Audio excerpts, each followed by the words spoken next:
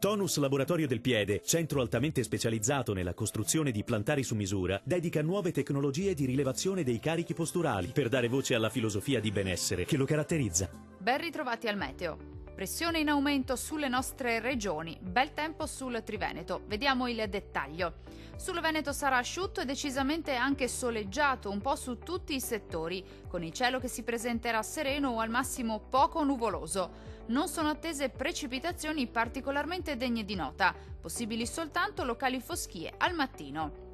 Temperature minime tra lo 0 e i 2 gradi.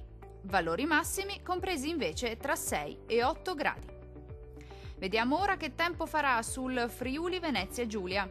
Anche in questo caso sarà una giornata all'insegna del bel tempo. Sulla nostra regione infatti sarà ampiamente soleggiato, il sole quindi la farà da padrone. Il cielo sarà al massimo poco nuvoloso, innocui addensamenti solamente sui monti. Temperature minime tra lo 0 e i 2 gradi.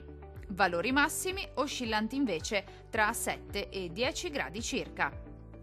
Vediamo infine la situazione meteorologica del Trentino Alto Adige. Tempo in genere asciutto e stabile anche sulla nostra regione, tuttavia con qualche foschia nella prima parte della giornata sui settori di confine. Ampio soleggiamento altrove con cielo sereno o poco nuvoloso. Temperature minime comprese tra lo 0 e i 2 gradi.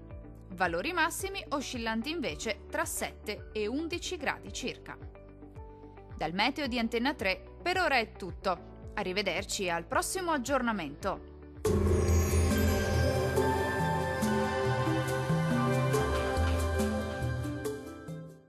Tonus è il miglior negozio di calzature e moda comoda. Qui troverete il più vasto assortimento di calzature Fratelli Tomasi, eleganza e comodità, perché camminare è vivere.